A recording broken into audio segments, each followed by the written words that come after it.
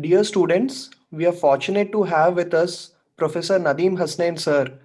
Sir is an eminent academician and a prominent socio-anthropologist. Sir has mentored thousands of students for UPSC and other competitive examinations. Sir has authored several bestsellers like Tribal India, Indian Anthropology, Indian Society and Culture, and recently Indian Society, Themes and Social Issues. We are glad to announce that Anthropology optional online course by Professor Nadeem Hasnain sir and team will commence from 30th of July 2020. We from AKS IAS heartfully welcome you to this live webinar, sir. Over to Nadeem, sir.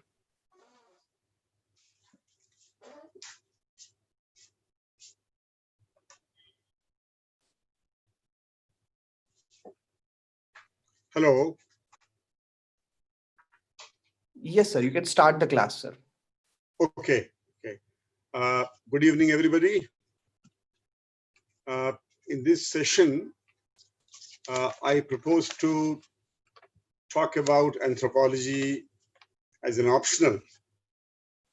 Why it has been so popular, why it is so attractive for the aspirants from different academic backgrounds, and what this subject is all about. So this is the first session in a series of sessions. So in this very first session, first of all, on behalf of anthropology, let me express our gratitude and indebtedness to the civil services aspirants who have made this lesser known subject so popular. In the last 25, 20 years, anthropology has become a household name virtually. It's largely because of its popularity among the UPSC aspirants as well as in the state services competitions. And perhaps for the first time in thousands and thousands of households, the parents and your siblings must have seen the books of anthropology and must be familiar with the names of many of the authors. So anthropology has made this journey, and it's really a fascinating journey. It reminds me of a very interesting anecdote which happened to one of the outstanding Indian anthropologists called Verrier Elwin. You know, perhaps in the 1950s or maybe early 60s, Elwin was invited to deliver a lecture and to receive an award that was granted to him, by an organization. And when the secretary of the organization was just reading out from his CV about the achievements of Verrier Elwin, one of the ladies sitting beside him whispered in his ears and asked, "Well, Mr. Elwin, is anthropology quite prevalent in your district?" So he was taken aback. And then when he sought clarification as to exactly what does this lady mean, then to his shock, he discovered that the lady was under the impression that anthropology was the name of a disease, and anthropologists are the doctors of that disease. So thankfully, this is no more the case now. In the last 30 years or 40 years or so, people think that anthropology is not a disease, but rather a remedy for many diseases. An anthropologist is largely known as a doctor of all these diseases, the social diseases. That is how this journey has been going on. So in the last 30 years or so, it has gained immense popularity. Let me tell you that in the 1980s, when anthropology was there as one of the optionals, there were hardly any takers, with the result that it was dropped by the UPSC, dropped from the group of optionals. Later on, it was reintroduced in 1983, and since then, it never looked back. Perhaps from 1985 to 2000, in the last these 15 years, anthropology ruled the UPSC as the number 1 or number 2 optionals all these years. The UPSC does not like any subject to become very popular. And when almost 50% of the aspirants were opting for anthropology, they did whatever they wanted to do. That is, they expanded the syllabus, they shut down the option between social anthropology and physical anthropology and made all these branches compulsory, with the result that those who have been coming from arts background, humanities, so they started deserting anthropology.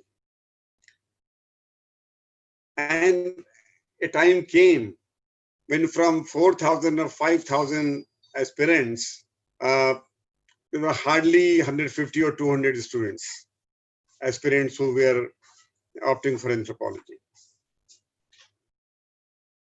And when the UPSC decided to do away with the second optional, and they reorganized and reformulated the whole format. And when they decided to have only one optional, then we thought that now anthropology would not be having any takers. Because anthropology was popular as a second optional in those years, in 1990s or early 2000. So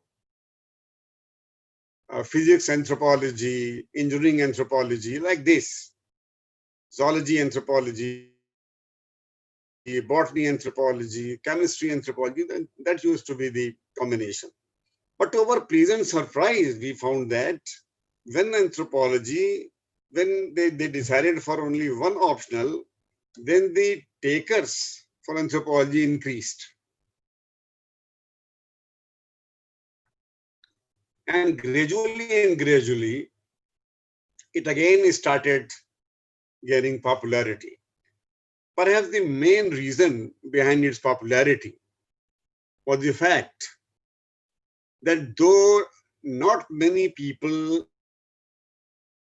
not many aspirants were opting for anthropology, but its success rate did not come down. The success rate kept going up and up, higher and higher. And now when anthropology is being opted for around 500 or 600 or maybe 700 candidates every year, the success rate remains stable, and it is one of the, usually it remains one of the top 3 optional, sometimes first rank, holding first rank, sometimes second rank, like this. Now, why anthropology has been so popular among the aspirants of so many different types of background? That is very interesting. And let me share with you one of my experiences. In the last batch of anthropology students which I was teaching at Hyderabad, so when I entered into the classroom on the very first day, so there were around 350 or 400 of these students were aspirants were sitting. And before starting my discussion, I asked them as to how many of you are engineers. And to my surprise, 70 to 80% among the 350 odd people, they raise their hands. That is something very interesting. And then I've been all along thinking that why anthropology has been so popular among aspirants of so diverse backgrounds. And then I realized that perhaps the subject matter is the key. You know, to opt a subject, trying to get optimum marks, maximum marks, get selected, that is one thing. But enjoying the subject while studying, that is entirely another thing. So anthropology has got this advantage that not only that it is scoring, but it is very interesting. And those who are coming from so diverse background find the subject very fascinating, very interesting. Today I'll be talking about all these issues in this session. Starting with what is anthropology? What anthropology is all about? It's a Greek word. And etymologically speaking, if you break the word anthropology, it can be broken into two, anthropos and logos or logia. Anthropos in Greek means man, and logia or logos means science, the science of man. So the first definition or the simplest definition of anthropology was anthropology is the science of man and his works. That has been the earliest definition. Then some people also believe, because they have gone through some literature like in which this might have been mentioned, that Aristotle, the great Greek philosopher,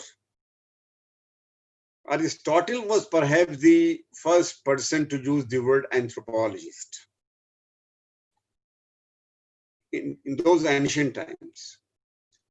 So by anthropologist, he meant a person who always talks about himself or herself. And see how prophetic Aristotle was.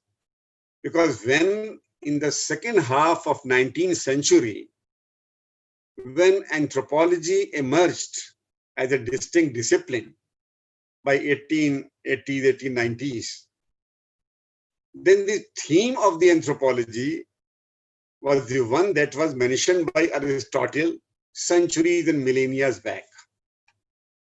Here, man talks about man. That means humans talk about humans. Then, if in one line, if one is asked to discuss the subject matter, describe the subject matter of anthropology, one can say that anthropology is the study of man in totality. Anthropology is the study of man in totality, cutting across the boundaries of time and space. That is something very significant and also very, very interesting. Very significant and very interesting. How it is? When we say that anthropology is the study of man in totality, cutting across the boundaries of time and space, it means that anthropology thinks that it is entitled to study anything which is related with humans under the sun. So totality is the key word. Holism is a key word. Obviously, anthropologists are interested, or anthropology as a subject is interested in the man in the past, man in the present. And they also sometimes tend to be a little futuristic, when they think that some futuristic observation may also be made about man. What sort of society would be in the next 25 years or next 50 years?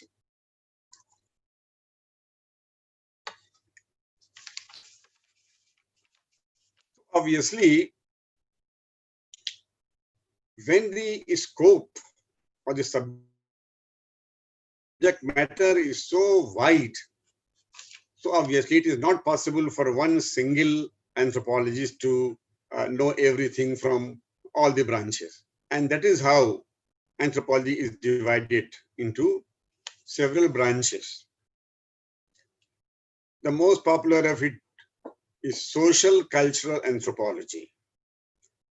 Social cultural anthropology largely deals with human society and culture. How man lives in society and lives through culture.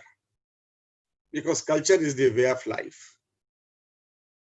Then how humans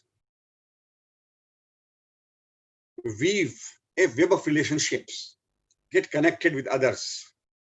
And that is how human society has developed all these social institutions: family, marriage, kinship, religion, economic organization, political organization, and whatnot.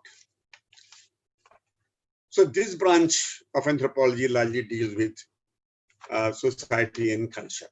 The second is physical or biological anthropology. Now, what does it mean? It means that an anthropologist looks at man as a social being as well as a biological organism. So in social cultural anthropology, an anthropologist tries to look at human society and culture. In physical or biological anthropology, he or she looks at man or humans as a biological organism. How man evolved, evolution of man. How all these variations are there. Genetics, human genetics. Paleontology, study of fossils, to decode the story of human evolution. Then archaeological anthropology. As the very name suggests, archaeology is the reconstruction of the past. In archaeological anthropology, those who specialize in this branch, they try to reconstruct those cultures which are no more there, which does not exist, which have become extinct, on the basis of all those remains, archaeological remains dug out from the earth, or maybe through rock paintings, cave paintings, and so on and so forth. So that is how anthropology tries to have some idea about humans and the way they lived, say about 1.5 lakhs years ago. Then we have linguistic anthropology. How a language develops. What is the relationship between language, social customs, society, and culture? But anthropology is more interested in sociolinguistics. While all those technicalities of language are taken care of by linguists. Then how to apply this knowledge of anthropology for the welfare of human society? That is applied anthropology. Like applied physics or applied geology, we also have applied anthropology. When the knowledge of anthropology is applied to diagnose the problems of the society and also to suggest remedial measures. So a physical anthropologist tried to look at the physical conditions, medical problems. A social anthropologist at the social problems and what should be done to make the life more comfortable, how to take welfare measures and developmental measures for the human society. And that is how we find that applied anthropologists have always been in the service of humanity. The biggest contribution, I think, I very strongly believe that the biggest contribution of anthropology is the development of the anthropological concept of culture. The anthropological concept of culture is the biggest contribution of anthropology to human society. Before anthropology developed a definition of culture, the first definition developed by E.B. Tyler way back in 1871 in his book Primitive Culture.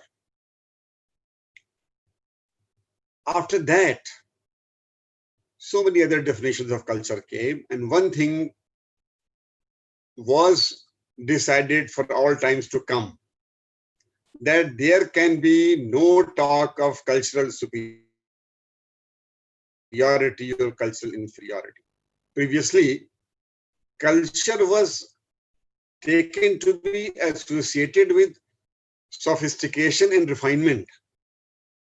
That is why when you were impressed by somebody, his mannerism, his etiquettes, then people used to comment that he's a very cultured man. Now, we reject it. Every human group has got its culture. Culture varies from people to people, from group to group, from region to region, but nobody can be uncultured. So it completely rules out all this highbrow attitude of the elite class who always thought that they had the owners of culture, because they developed culture. Every human group has culture. Man lives in the society and lives through culture. Now let us briefly talk about the uniqueness or the distinctiveness of anthropology. In what way anthropology is different from other humanities and social sciences? At the very outset, I mentioned that anthropology looks at man as a social being as well as biological organism. So obviously, this is the first point of distinctiveness. We don't have any other science, any other physical sciences or natural sciences or among the social sciences or humanities who claim that they study man in totality. For instance, an economist has never said that he also studies human genetics or human evolution or kinship or religion. What a psychologist does, he peeps through the dark and dingy corners of the brain to see as to what is happening there. While an economist will try to understand the mechanism through which a human group fulfills his needs. A political scientist, he tries to understand as to how a society maintains law and order, how a society is an ordered society, how justice is delivered. Same is the case with natural sciences, physics, chemistry, mathematics. So we don't find any natural science, any physical science, or any humanities or social science that claims that they study man in totality. So that is the basis of the distinctiveness of anthropology as a discipline. When we move further, we find that there may be these 4 points that makes anthropology a highly distinctive discipline. The first is holism, which I have already explained. Holistic approach or holism, which means that it studies man in totality. It studies human society in totality, as a physical being, as a biological organism, as a social being. So holistically. The second point of distinctiveness is a cross-cultural comparison. The cross-cultural comparison means that in anthropology, they compare different cultures, not for the sake of giving a verdict about good culture or bad culture. These words are hated in anthropology, but just to understand or just to know about the similarities and variations in cultures. And anthropology has always been very curious to know whether there is something in culture which is universal among all the human societies. That is the ultimate goal. That is why they make cross-cultural comparisons all the time.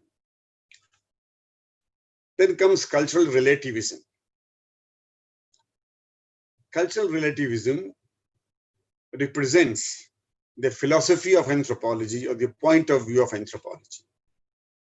It says that every culture should be studied in relation to that culture only. What does it mean? We conclude by this that every culture is valid in itself.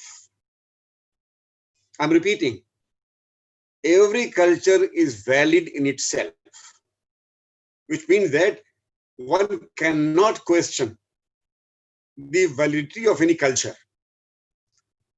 We have no right to measure other people's culture, to make a verdict about other people's culture using our own yardsticks. We don't have this right. So it means that this principle respects diversity. That is why we find that anthropology not only respects diversity, but also celebrates diversity. And that is why any student of anthropology worth his salt should never be experiencing cultural shock.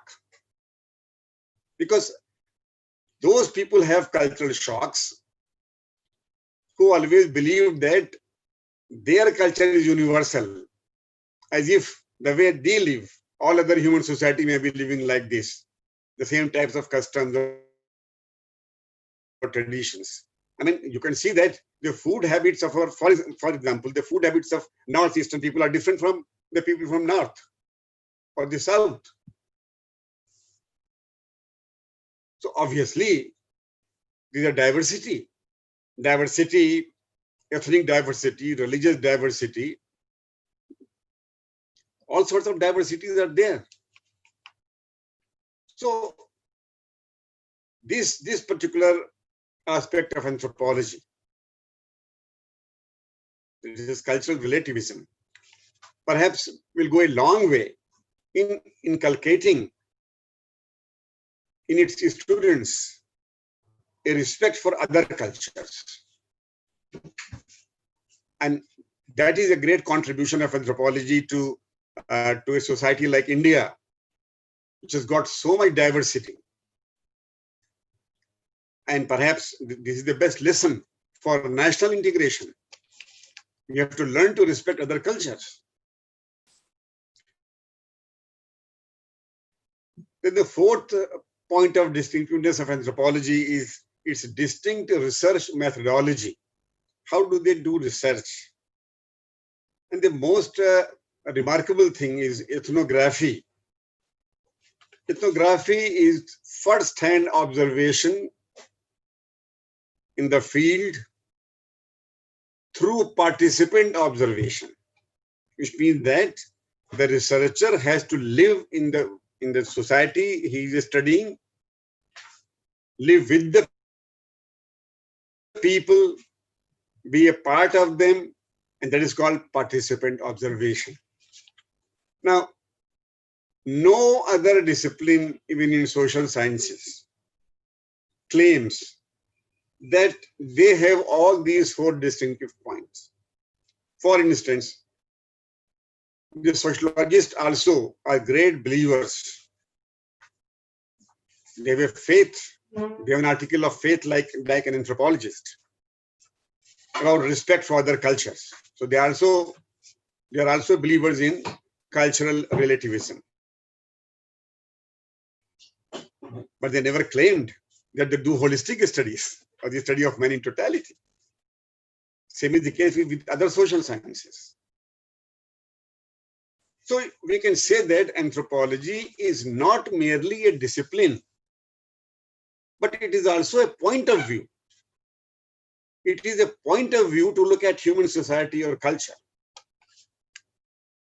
And I always say that if one has really understood anthropology, then one can never be the same again.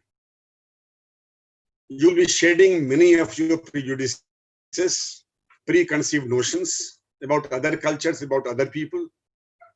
And then you feel that now you are emancipated. So anthropology also emancipates you, liberates you from all those narrow parochial thoughts. Look, and for a society, for a country like ours, that can be the remedy of many of our problems.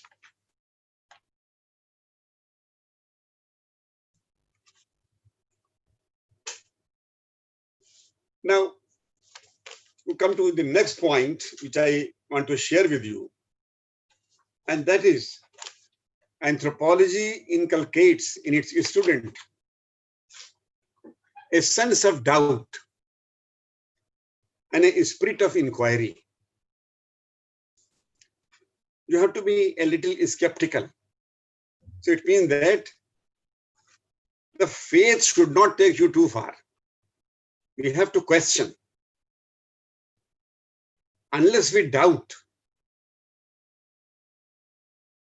we will not inquire. So it's sense of doubt followed by inquiry. It means that anthropology tries to make you rational, rationalism, and a little scientific temper also, scientific outlook, which incidentally is also a part of the directive principle of state policy in our constitution, that it is the responsibility of the state to promote scientific outlook among its citizens.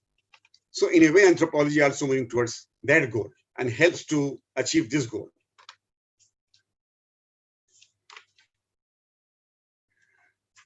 Why anthropology is so relevant today? Some time back, a very exciting black anthropologist from USA, Angela Cheater, made a very interesting observation. She said that anthropology has become too important to be left to anthropologists alone. That is very interesting. And that is very true also, because so many different types of people are using anthropology in different fields. Look at all these areas of specialization in social cultural anthropology. And many researchers who have, as per their preferences, as per their likings, they enter into different fields of specialization, like say, anthropology of architecture, anthropology of management, business anthropology, anthropology of sports, anthropology of food, forensic anthropology. I mean, all sorts of fields are there. So those who want to go for a specialization, they can choose one particular branch of anthropology, and from that particular branch, they may select or they may choose one particular area of study and go to specialize in them. And not only for the purpose of research, or what we call Swanta Sukhai, but also for themselves. They use it also in their business, in marketing and everything. And in the marketing research and in the behavioral sciences, anthropology is being used. There's a lot, especially in USA. So if you wind up this small explanation of anthropology, we can say that anthropologists are empiricists, which means that they see it through themselves, through their own eyes, observers. So they are world observers, empiricists. They are interpreter, that is world describer, that describe the world, the people. They are comparativist, world comparer, futurist, that is world imaginer, whose main ambition is to know all about human society as a whole. Now let us see as to in what way anthropology has been helpful a lot to the administrators and civil servants. On the basis of the feedback that I have been getting from my students, who are now in hundreds, they are in different services, IAS, IPS in all these states, and some of them have been in regular interaction with me. And when they tell me that anthropology is helping them a lot in administration to understand the problem of the people, to have a sympathetic attitude towards the weaker section of the society, I find it very heartwarming. So, in a way, you find that anthropology has also been very, very helpful in administration. And perhaps that is why we find that a number of the aspirants who opt for anthropology and get selected in the civil services, many of them have been using anthropology in the field situations. So that was, in brief, what I wanted to share with you regarding anthropology. And in the coming sessions, then I will be talking about your syllabus, analysis of the papers, strategy for writing answers, and so many other things in the sessions to follow. Now, if any of you have any queries or any questions, you are welcome.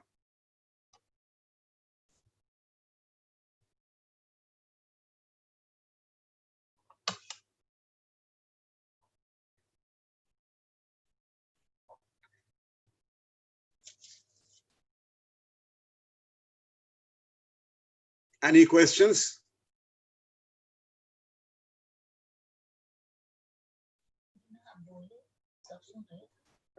Sir? Yes. Yes, sir. Sir, there are so many optionals. So how do I understand which optional is more suitable for me, sir? Okay. I have a very common sense answer to it. On the basis of my own experience of the last 25, 30 years of interacting with the aspirant for civil services, I can tell you that, and this is my considered opinion, that there are 3 criteria for choosing an optional. The first is that you should have a look at the success rate of that subject in the last 4 or 5 years. If the success rate is high, then perhaps it's a plus point. The second is that the study material, the books, the literature, the coaching, the guidance is available. And the third is you should also have your heart in that subject. So you should also enjoy the subject. Now, in the beginning, I made the comment that opting a particular subject and working hard on it just to get success is one thing. But enjoying the subject also at the same time is a plus point. So I think that these are the three criteria every new entrants must take into consideration while deciding about a subject. Yes. Sir, the next question is, what is social linguistic anthropology, sir? It is not social linguistics, it is socio-linguistics. Okay, sir. In linguistic anthropology, we have a very specialized branch called socio-linguistics. And a socio-linguist who has specialized in this in anthropology, in linguistic anthropology, looks at how language is related to a particular customs or practices or other social processes of a society. So he is not that much concerned like linguist as to how language develops or phonetics. They are not concerned with all these things. They are concerned about this linkage, the relationship between language and society, and that they study in social linguistics. Okay, sir. So many students feel, some optionals have a higher success rate. Is that right, sir? I could not hear. Can you repeat the question? Yes, sir. So many students feel that few optional subjects, they have more success rates, sir. Is that correct, sir? I think anthropology definitely comes first, and then you may find geography and a couple of others, or maybe sociology. They may be having a good success rate. And UPSC also sometimes release this information. And the success rate is largely calculated on the basis of how many people have written their mains with a particular optional and how many have, been selected. So that way, a success rate of 10% is considered to be very good. Some success rate between 9 to 12%, 10%, 11%, 12%. And you find that anthropology has been, in the last several years, one of the optionals that fit into this criteria of 9 to 12% of success rate. Yes. Okay, sir. So thank you so much, sir. We at AKS IAS heartfully thank you for this insightful live webinar, sir. Looking forward for more sessions like this in future, sir. Dear students, we are glad to announce that Anthropology optional online course by Professor Nadeem Hasnain, sir, and team will commence from 30th of July 2020. Thank you so much, sir. Thank you. Thank you.